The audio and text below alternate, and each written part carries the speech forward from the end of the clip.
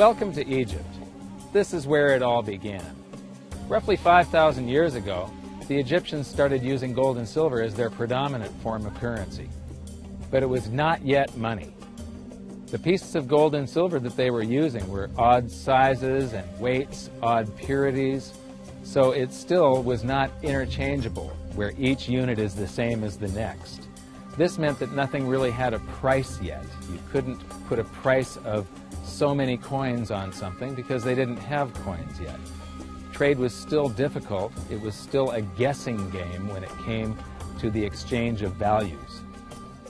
One of the reasons that we are in the financial mess that we are today globally is that people do not understand the difference between currency and money. Currency is a medium of exchange, a unit of account. It is portable, durable, divisible, and something called fungible. Fungible means that each unit is the same as the next unit. A dollar in my pocket buys the same amount as a dollar in your pocket. Money is all of those things plus a store of value over a long period of time. Even financial planners, bankers, your accountant, they don't understand the difference between currency and money. The currency in your pocket is a medium of exchange.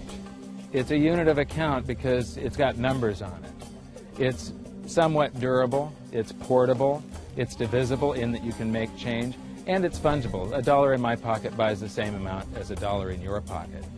But because governments can print more and more and more of it and dilute the currency supply, it's continually transferring wealth out of your pocket, out of your bank account, to the government and to the banking system. The reason that gold and silver are the optimum form of money is because of their properties. It's an easy medium of exchange because gold and silver store a large amount of value in a very small area.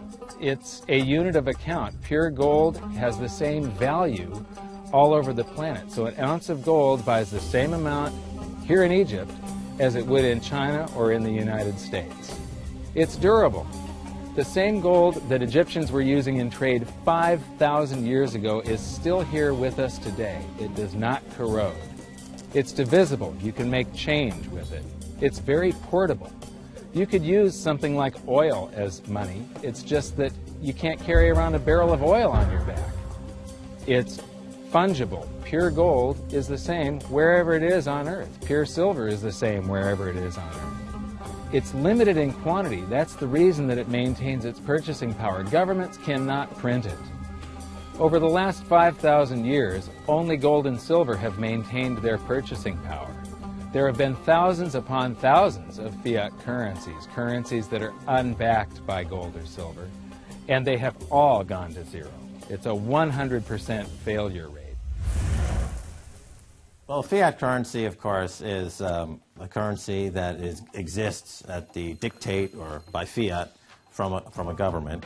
You say they have their printing presses, and the paper money rolls off the printing presses. And then they give it the fiat designation, which makes the currency official. It's just worthless paper.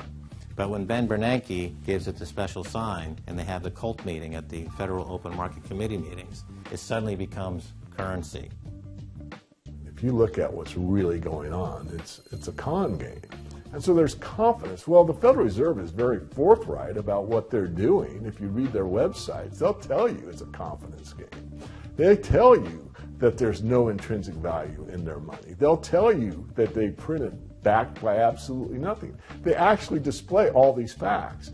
But if you tell somebody in the public that this stuff is created out of thin air, there's no backing whatsoever, it's absolutely worthless, it's about as valuable as monopoly money, they'll look at you like you're nuts. Is there an example throughout history of a fiat currency, a piece of paper that's unbacked by anything, surviving? Short answer, no. Long answer, no. And here's why. When Addison Wiggin took over at the Daily Record, when they got cranked up, Bill Warner asked him to catalog all of the fiat currencies throughout history and what happened to each of them. Addison dutifully went to work.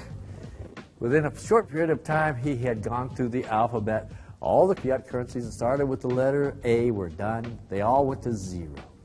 He was halfway through the letter B and all the fiat currencies that started with the letter B, and there were 600 of them in just the first letter and a half of the alphabet, and every single one of them went to zero. Every one. 600 fiat currencies that start with the letter A, and half of the ones that start with the letter B are 600 of these things. Not one ever came close. You think this one, the United States dollar, is going to be the first one after all that? I don't think so. No. No currency, fiat currency has ever survived. None.